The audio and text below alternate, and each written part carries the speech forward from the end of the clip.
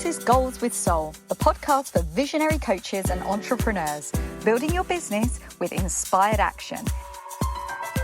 In alignment with your mission and authentic message, so you can create impact for your soul clients and feel lit up every day. I'm your host, Jo Ingram, married mum of 3 daughters from London and a former ad agency director turned business coach and strategist. In Goals with Soul, we blend revenue generation with energetics, marketing strategies with pranic healing, and ambitious business goals with our soul's desires.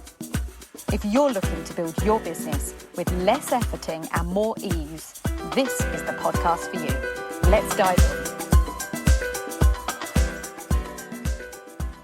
Welcome to Goals with Soul. I'm Joanna Ingram, and we are nearly at the end of 2024. I literally can't believe it.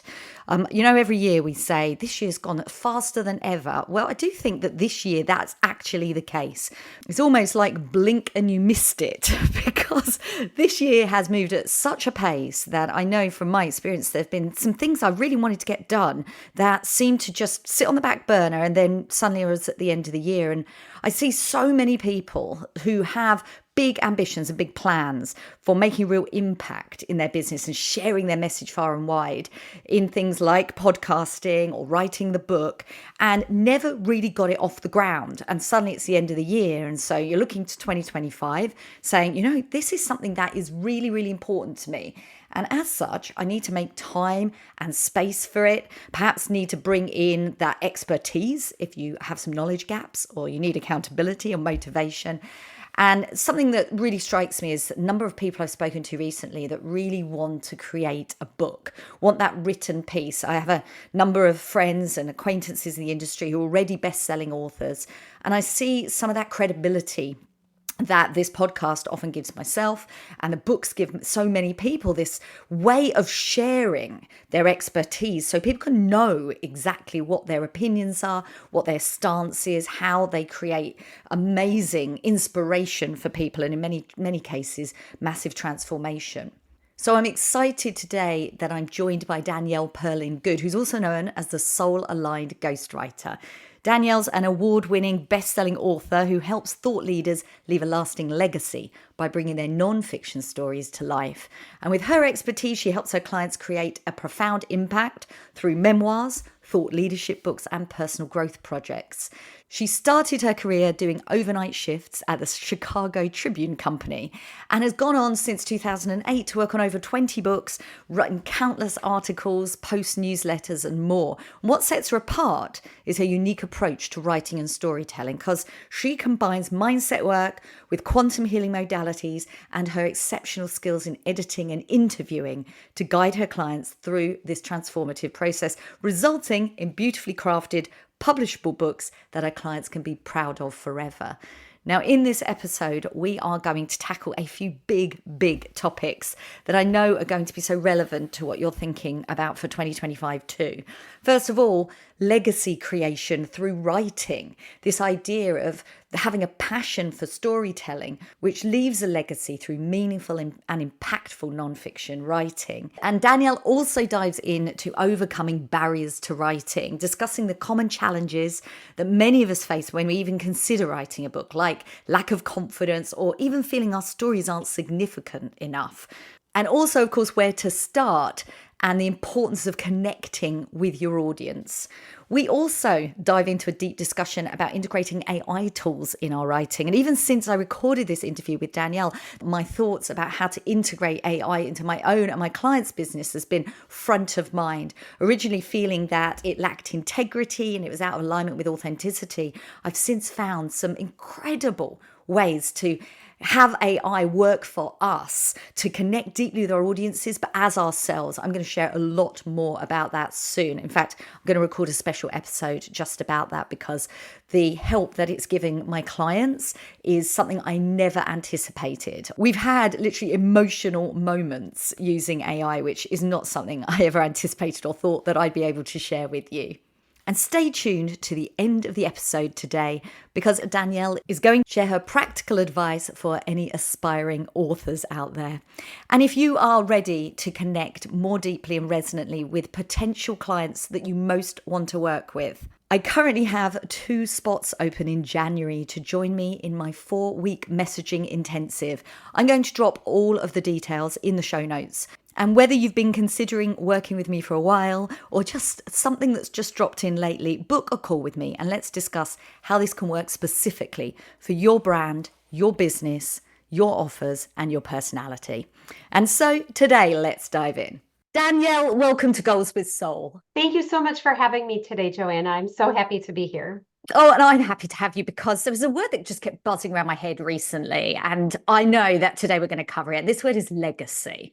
And it's like in my work as I'm a messaging specialist, I spend a lot of time with my clients, and legacy is something that comes up over and over again. It's like we go through this spectrum. We go income, impact, legacy. And you know, someone's sort of progressing through these stages in their business. When they get to that point, they're like, I just want to create something that is true for me for, well, eternity, something I can share with my children, something clients can absorb forever.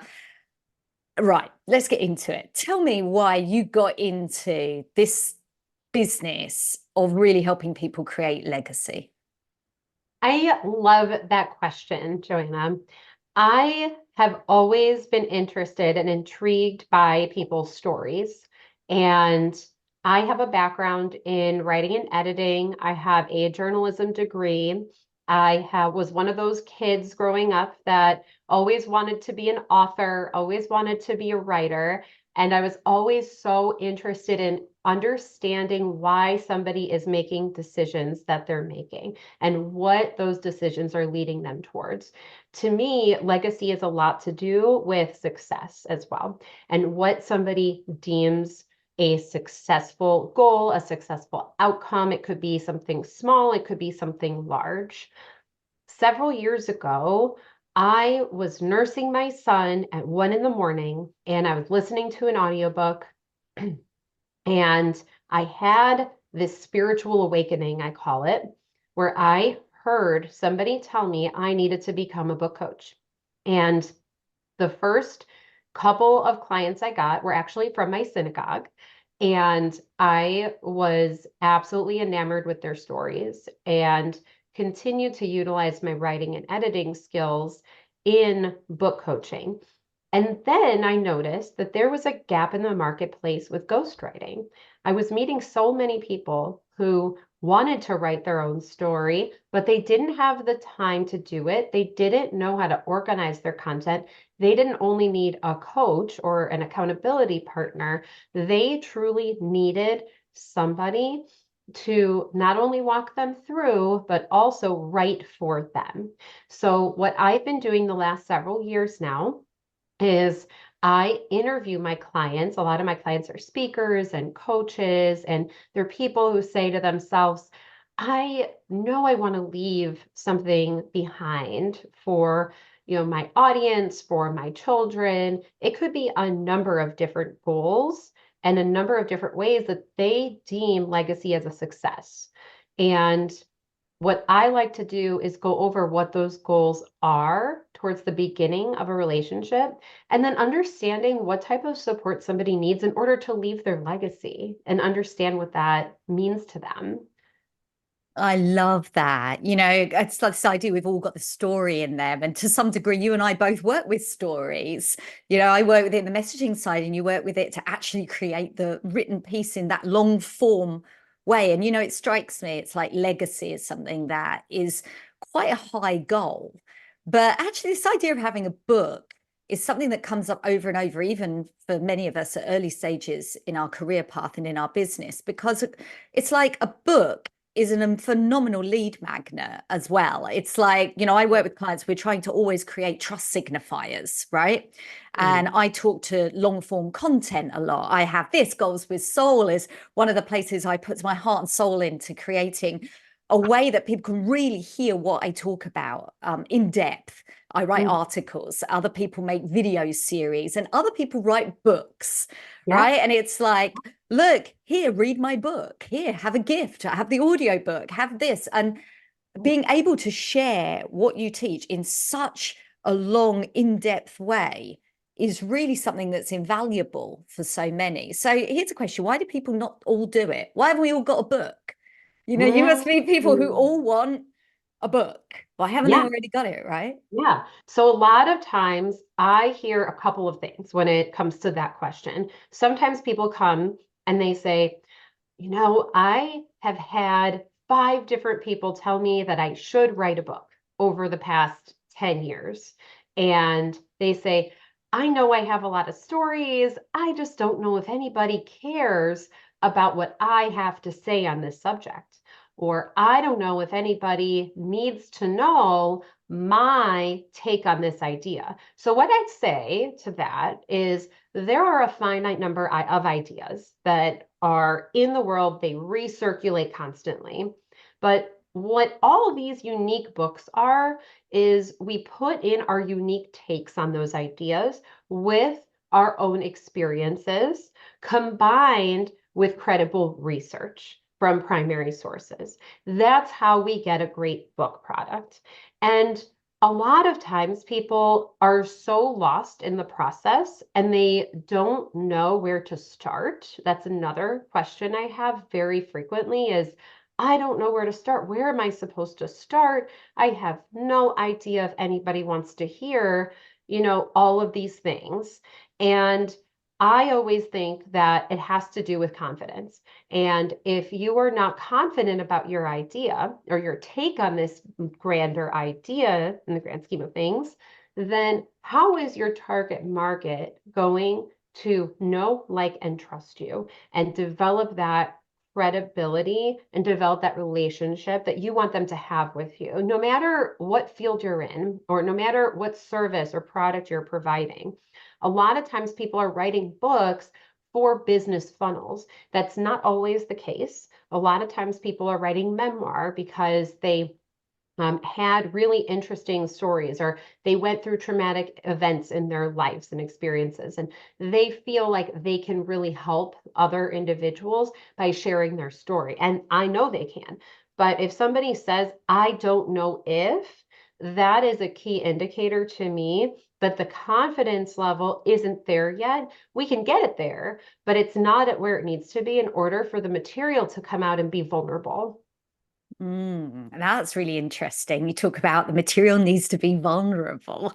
And it's like with someone with your experience and journalistic background, you must know when you start to hear if this is going to be gold. And like, what are you looking for? What is it when someone starts to talk that you're like, I know that people are going to absolutely lap this up? Yeah. If they already have some type of audience and the audience already likes their content, the audience already likes what they're doing, then it's a no-brainer to me that they can easily write a book and it will be interesting to their audience. Another way of looking at it is I spoke with somebody the other day who wanted to write a book about a very specific thing that I'm not going to get into, but it does have to do with environment and health in those categories. And I was researching and looking up this subject, and there are so many interested individuals who want to learn more about these subjects, right? There's environmental groups, there's health groups, there are so many different organizations and ideas around those two subjects. Of course, somebody is going to be interested in a specific material so that they can learn more, right? And the thing is that a lot of times people also say to me, I want somebody to become more aware of this subject, of what they're writing. And if they have the confidence and they have the experiences, and then they also know that the research is out there, those are the 3 things that I look for to see if they are ready to have a ghostwriter and or a book coach, some kind of supportive partner, or if they're even ready to have a book out in the world and be able to know how to market it. Because that's the other really big factor. And I talk to so many people about this as well. A lot of ghostwriters don't talk about the importance of marketing. And to me, marketing has to come before the content is even created. so that we understand what the content is doing and what it's meant to do. I mean, that's so true. And it's something that is on my heart too, about this idea that the best messaging in the world without putting it out there in the marketing successfully isn't really worth the space on the Google Drive. It's like it really has to come into existence for it to have that impact on your clients, on your audience, and in your life, in your energy. And I love that. And one thing that, it's always struck me that people get a lot stuck in my world. And I imagine this amplified even more in yours. And this is this difference between giving facts, tips, and advice and telling stories. And I know, I've read a lot of books in my niche, as I guess we all have in, the self-development space, in the coaching space. And I really have noticed this beautiful blend where people start a chapter with a story and it leads seamlessly on to a personal story and then leads on to, this idea. I think Dean Graziosi is where I might have picked this up, but I suspect he got it somewhere else. Like Yeah. story, teach, tool. It's Yep. like, tell the story, then move into the teaching, then give them Yep. some tips about how they can apply it. Is that something that resonates for you? Is that something that you find helpful? I talked to someone the other day who is looking for a ghostwriter, and this is a potential client. And we were talking about the differences between storytelling in a book and giving practical tips and knowledge. And she was saying, I never even thought about combining the two. And it's so interesting to me because if you're not in our spaces and know a lot about how personal development books are written, then you might not catch that cadence of how ideas are put onto the page. I find that if we don't have stories in any type of book, any type, it doesn't matter the genre, especially nonfiction though, then we are not going to necessarily connect with the reader in the way you really want to. So, in order to connect with that person, we need to be vulnerable in our storytelling because connection happens when we go deep with one another. And once we do that, then we can move into how those experiences have shaped all of the practical tips and knowledge that you want to share after the story is told. And then in the application process, there's a lot of different ways to do that.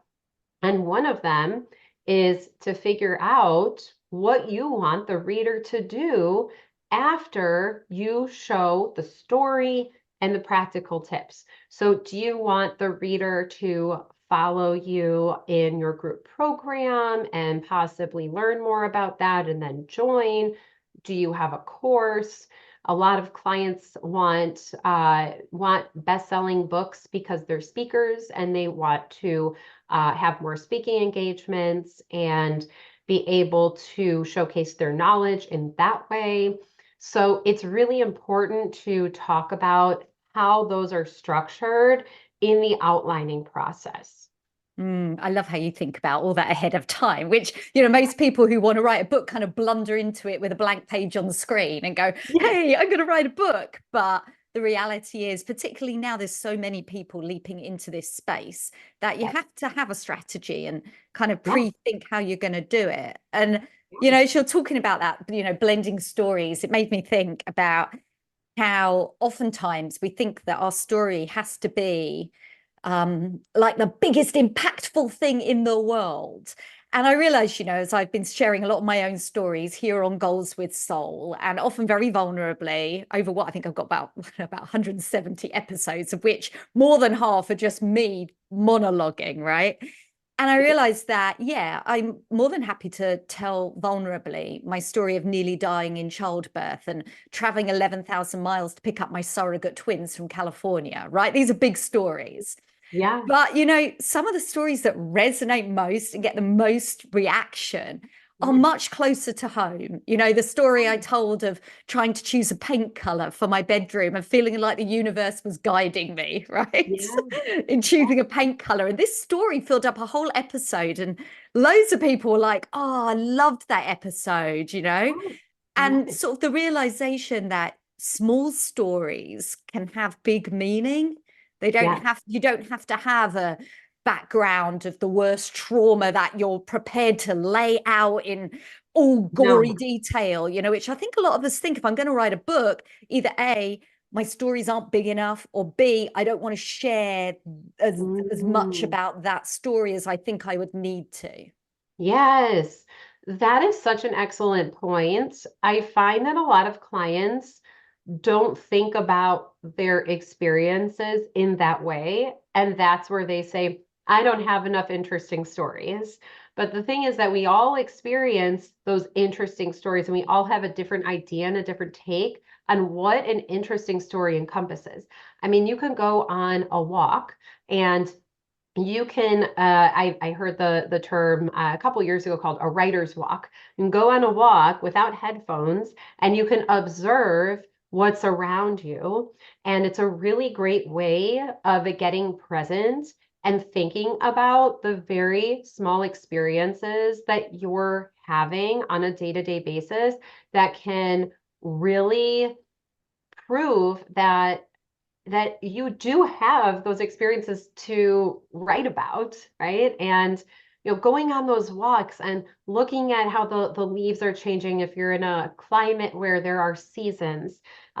If you're observing children playing in a pool and you just see them smiling and how carefree they are. They're playing catch in a pool and say, wow, like what this is an amazing story. Like my kids are, playing in a pool and they're swimming and they're having fun. And what else can that show? What idea do you want to impart on your reader about that story?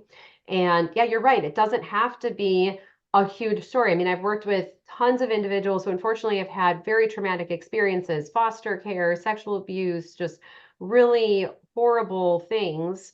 Um, and the thing is that it doesn't have to be all of those traumatic stories in order to be vulnerable to your audience, right? You can be vulnerable in other ways. And you can also utilize gratitude and say, wow, I'm so grateful that I woke up today. I'm so grateful that I have a healthy body. I'm so grateful that I can make breakfast for myself. And all of those things will lead you to understanding what stories will resonate with your audience. Yeah, I mean, I love the way that you describe yourself as a soul-aligned ghostwriter. And for me, that calls to me because, obviously the whole Yeah, soul-aligned clients and goals with soul is, part of my DNA and my yeah. offering. And I'm just curious how you decided, apart from the fact apparently a ghost told you to, um, that it was a soul aligned. Does this speak to the type of books that you write with your clients, the types of stories they want to tell? Great question. My former business coach, who is now a good friend of mine, we were on a call once, and this was several years ago. And I said, I just don't really want to be the written legacy coach anymore. That doesn't sound like what I want to do. And I really want to move into coaching and ghostwriting. And I wanted to stand out in the marketplace as that writer, as my higher self. And she came up with the soul aligned part. And then what happened was I started realizing and recognizing that a lot of my clients were having a lot of trouble telling their vulnerable stories, especially women. Women have a hard time, especially successful women, we have a hard time being vulnerable. And this is something that I have witnessed. I don't know if you've also witnessed this, but it's very prominent with successful, especially C-suite executives, leaders, transformational coaches, consultants, etc., speakers. And then what happened was I started saying, I really want to fill in that gap. I want to understand more of how I can truly help these clients that I have to tell more vulnerable stories. And I received a quantum energy healing certification from actually that same business coach, and she was offering them. And it's not, a Reiki certification, anything like that. But what I learned there were different types of meditations. So ancestral healing, inner child, all different kinds, so that I had a better understanding of breath work and meditation, oracle card readings. And these are still things that I do for my clients today and for myself. And I find that when we can get really present with meditation and with readings, then we're able to trust our gut, trust our intuition more, not have to ask every single person around us what we do in a situation or which story would resonate more with them or which experience. Instead, we are able to know that ourselves with being present and with the help of these spiritual components. So I started increasingly putting this into my practice. Not all of my clients are spiritual necessarily. I work with men and women all across the board. Some men are very spiritual, some and some women are not, and then some women are very spiritual and some men are not, right? And it really goes across the spectrum. I say it's a tool in my toolbox, and I like to take that holistic approach along with, I say, a logical approach. So that's where the soul and the aligned come from.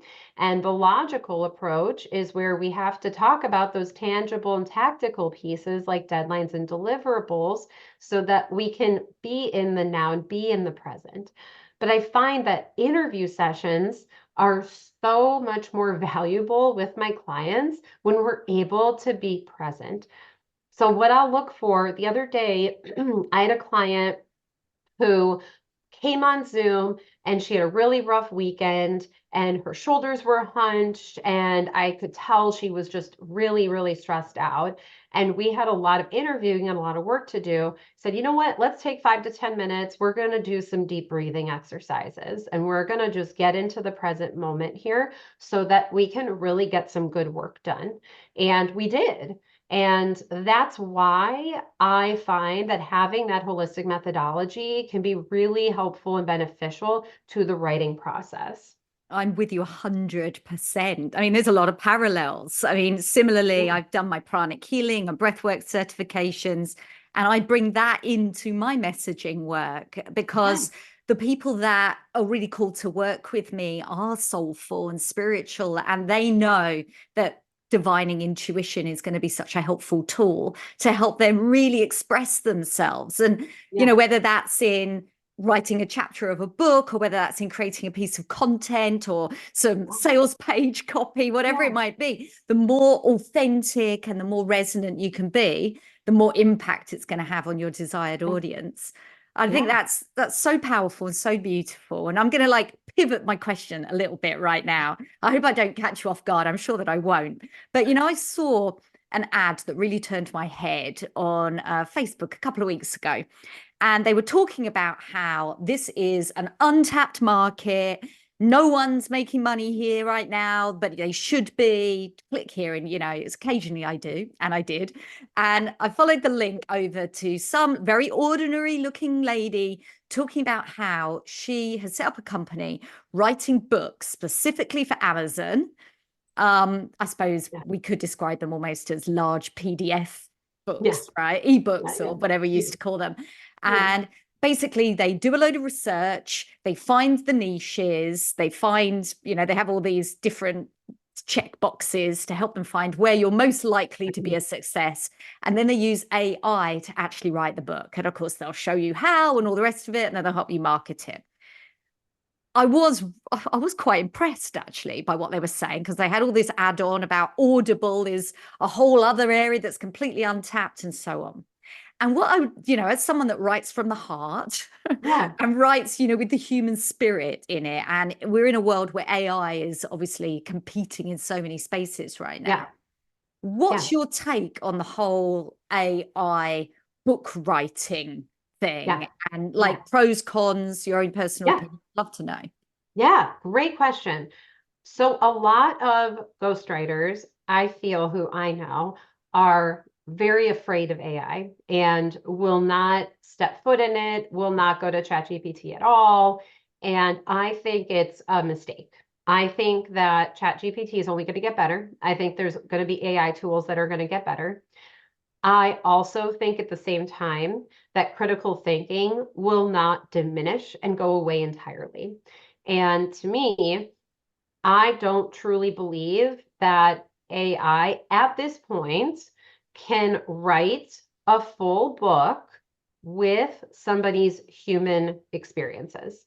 I like to use AI for a thesaurus, I like to say. So if I have a sentence that I'm experimenting with and I say, I just really don't like how these two words go together, I'm going to throw it in ChatGPT and see what it spits out. Then I'll say, oh, I kind of like this word better than that word. And then I'll refinagle the sentence, I'll refinagle the paragraph because I like that word better. That's how I have been utilizing it. What did I do before ChatGPT? I would Google different things and I would go on the thesaurus, right? So to me, you're still utilizing these tools. It's just faster to be able to throw it in an AI like that and see what it spits out and use it with critical thinking. If you're giving ChatGPT or any kind of AI tool some kind of prompt and you don't know how to prompt it and you don't know how to incorporate human experiences in there, then it's also a problem. Also, right now, AI doesn't necessarily, like, even though it can crawl Google, it doesn't necessarily understand what a primary source is and what research is. So if I'm writing a book, which I'm doing a book doctoring project, I'm finishing up at the moment, and it's a thought leadership one. And am I going to go to ChatGPT and ask for research on this specific issue that, the author wants to talk about? No, I'm going to do my own research. I'm going to figure out what that research looks like. And then if I think that I'm getting stuck or I have any questions, that's when I use an AI tool as a writing partner instead of a thesaurus, right? We have dictionaries, we have thesauruses, to me, it's very similar to going to other books in the genres, which I have done for years also. And if I'm writing a memoir, I'll go to my 3 favorite memoirs and say, how did they structure X, Y, and Z, right? You're always looking for ways to improve your own writing. And if AI can help you improve, then why not use it in that scenario? I still don't believe that it will ever fully replace the human experience, though. And I think that that's really important to think about. And I really hope it doesn't, because I think critical thinking is really important. And I think that critical thinking in especially books and longer form and even messaging, right? Any type of messaging, any type of story creation, we want to have those vulnerable stories there, and AI can't necessarily replace that. Yeah, that's such a balanced review. And that's actually in line exactly the way that I believe AI is at this point most valuable, because it can't create something original. And that's the Yeah. thing. And, I found that when I was writing a piece, I was presenting at some corporate offices about personal branding. And I was asking ChatGPT for some quotes. I thought, I can save time trawling the internet. And it came out with these amazing quotes, but it didn't attribute them to anyone. I'm like, oh, who said this? They're like, oh, no, these we made up. I'm like, well, I can't use those. And it was like, just generating a great quote. It was like, Right, it couldn't actually, actually find the best quotes that we would right, pick as humans. It didn't have right, that ability. It couldn't filter like that. right. But I do find that when I write originally, like I'm writing a lot of content at the moment, and I write my content from the heart, and then I put it into ChatGPT and I say, I've just written this. What would this look like in a more chatty way? How would this look if I made this more spiritual? How could this look if I made it half as long? Yes. I even had a prompt that I made up the other day that was incredibly successful. I said, could you rewrite this like a wild card version? And it just like span out at me just a completely different way of rewording it. But it was Yeah, my writing. I exactly. didn't just ask it to write something. I said, this I have written. How could I Exactly. change it up? How could it feel different? And some of the stuff it then spat out, I was like, you know what, I'm going to use that. That's Yeah. fantastic. But Yeah. I feel no lack of integrity. It's my No, writing it's still that your writing. it's my origins, and it couldn't have existed if I had not started it, you know? Exactly, exactly. And I use it in the exact same way. I love that. I love that you're also using it in that way because I think it kind of expedites the writing process in a way because you don't have to linger on a sentence for an hour anymore. And before I would say, oh, I really, I'm going to come back to this paragraph, or I'm going to come back to this sentence. And now I can say, okay, I'm going to put this, can you rewrite a couple of these sentences with a little bit less jargon and a little bit more whatever, and figuring out how that can be more cohesive or what that experience can bring, right? And even when it spits back out, I don't think I've ever like could copy and paste like a whole thing, right? It's like you pick and choose. Oh, I really like that it rephrased this sentence in this way. It's kind of like having an editor at any time that you want. But at the same time, I don't believe that it can fully replace a developmental edit because if you're developmentally editing an entire book, then and what I'm doing that with, I've 3 memoirs lined up right now, and I'm almost done with one. I have 2 others coming up. And to me, ChatGPT can't necessarily do a full developmental edit on a 200-page book, right? Like we're not at that point yet. But if we ask it and we prompt it and say, hey, where should this go? And talking about, the small increments, then yeah, I think that it could help and give us some more ideation opportunities. Yeah, I mean, I thought about writing a book at one point. I even made a couple of starts at a few points. And I remember one thing I really liked about ChatGPT is when I gave it the topic and everything I was writing about and asked for, 10 suggested chapter titles. It was actually, I Yeah, mean, not that I would use all 10 as were, but I was like, oh, right. I love that. It's really pulled in what people are asking about and, the sorts of Yeah, things I should be addressing.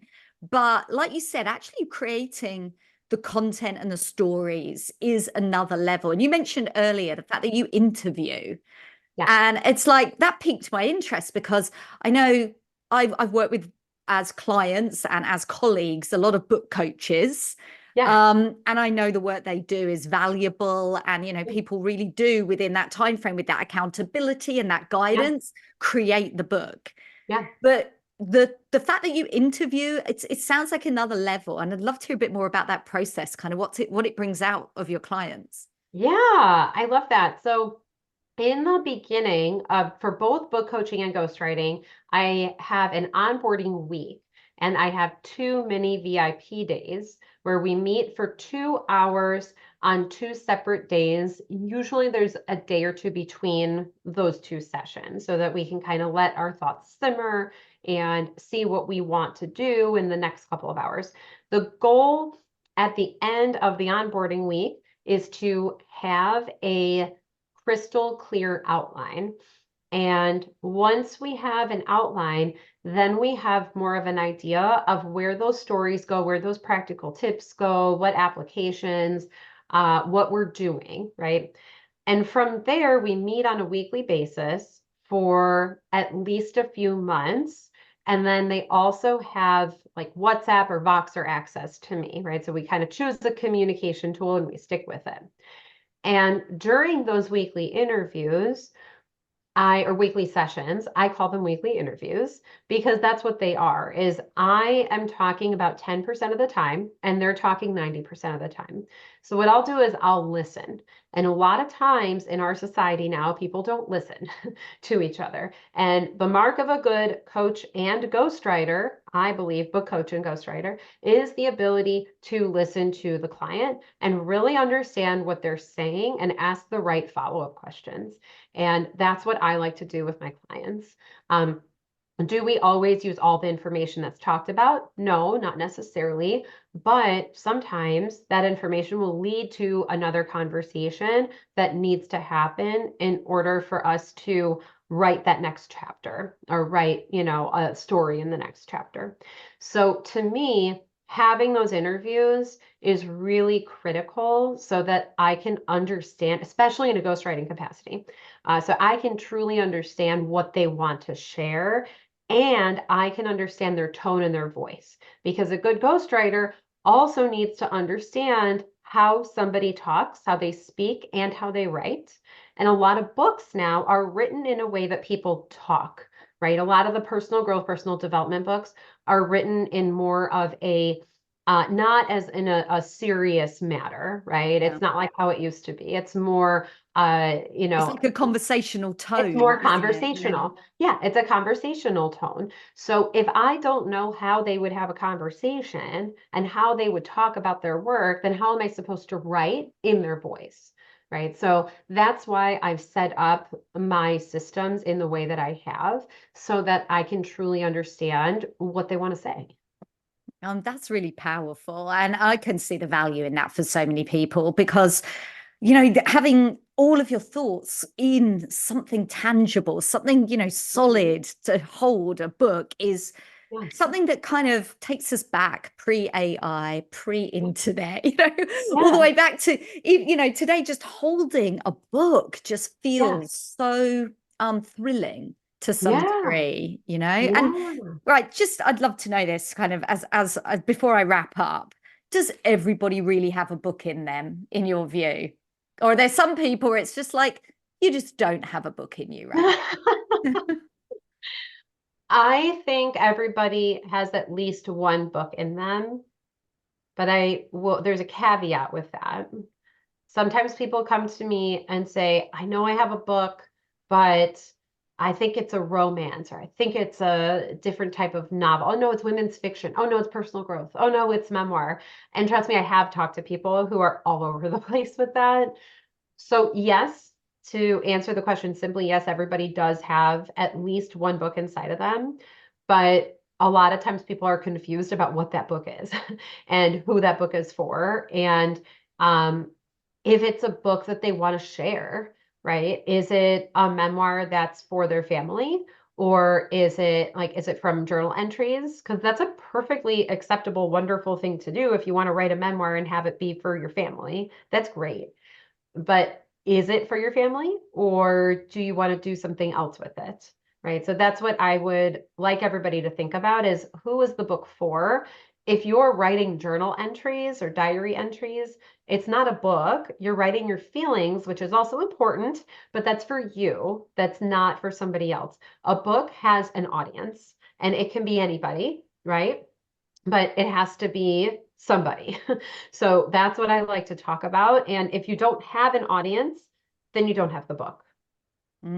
Really good advice. And if someone was at that point where perhaps they've been thinking about, it's really time for me to write that book. I know I've listened to what Danielle says. I know I've got the book in me. Yeah. I even know what genre it is. It's like, Yeah. I just got to put pen to paper. What are Yeah. some of the first things that you might tell a pre-client or somebody that's Yeah. showing an interest so they can be in a position to really take that next step and write the Yeah. book? Yeah. I love that. So one of my favorite questions to think about is if you were to walk into a bookstore today and you saw this book that you want to write on a shelf, what are the 3 to 5 other books that are right next to them to your book and why? So what section are we looking at? What are these other books? What are those comp titles, right? The comparable titles. And we look at those not for competitive or a negative comparison's sake. We look at them to see what it's going to do in the marketplace and where it's going to be, where it's going to live. So we look at the title, we look at the authors, we look at the length of the book, we look at the genre, and we look at the subject matter, right? So that's one question to really think about. And then I want people to think about what are the main themes or the main messages that you want your audience to take away? Like, do you want them to just be aware of a certain subject? Do you want them to take action on something? Do you want to funnel people into a group program? Do you want to increase speaking engagements? Do you want to just help other people with your story? All of those are acceptable answers. But if you're all over the board, it's going to be a lot harder to figure out what that content looks like. And then always, as we've talked about multiple times already, is who your target audience is. So who is it? Who do you want this book to be for? So those are a few questions that I would journal about if somebody came to me and said, listen, I have all these materials. I really want to write this book. I just don't know where to start. Those are the three questions where you need to start. Those are so powerful, and it's probably given me a bit of insight into why opening that Google document and going, I'm going to write a chapter of a book, didn't really take off at the time, because those questions, I'm like, I actually don't know the answers to those, and I would need to really think about them, because otherwise, you're never going to, because writing a book is a big commitment. It isn't something that we do on a weekend, unless you've joined that Facebook link that I described earlier. Not something to be proud of anyway. Right, exactly. And somebody asked me the other day, like, oh yeah, I heard I can write a book like, through AI in a weekend. And I said, absolutely. If you want to do that, go right ahead. That's fine. But do you want a high quality book, or do you want something out there on Amazon? And then the other thing I'll say very quickly too is I get the question of how much does it cost to write a book? How much does it cost to publish a book? It costs nothing from start to finish if you want to upload your book onto Amazon, onto KDP. It doesn't cost anything. What you would pay for are services. If you don't want to go on YouTube and learn how to format a book, learn graphic design, learn how to format how to structure a book, learn what needs to be in a book, all of that, those are all services that you can pay for and you can get experts in, right? I always joke that my son can write his name on a sheet of paper and we can upload it to KDP and he can be an author. But I'm also not going to do that to him. Not for his college resume, right? Nope, not yet. Danielle, it's been an absolute pleasure. Thank you so much for sharing all of your gifts and your knowledge with us. If people want to find out more about your work, where's the best place to find you? Thank you so much, Joanna. I loved being here. I loved our conversation today as well. The best place to find me is my website, so the Soul-Aligned Ghostwriter.com. And if you want a one-on-one connection, please feel free to connect with me on LinkedIn. So you can go to LinkedIn and search my name, Danielle B. Perlin-Good. And I have a Substack. So if you would like to subscribe to my Substack, you can do so as well. And that link, all of those links are on my website. And they'll also be in the show notes for anybody that wants to access them right now. Danielle, just to say again, thank you so much for joining us on Goals with Soul today. Thank you. My thanks to Danielle for sharing her expertise with us today. You can find Danielle's contact info in the show notes as always. And if you're an intuitive coach, healer who's ready to raise their prices, work with longer packages, attract clients who are excited and value your work, let's explore how I can support you in up-leveling your messaging, uplifting your marketing, and connecting your premium offers with clients who are happy to pay high-value prices for high-value premium transformation. You can find all the information about how I work with clients in the show notes. And so have an inspired action week. Take care. Bye now.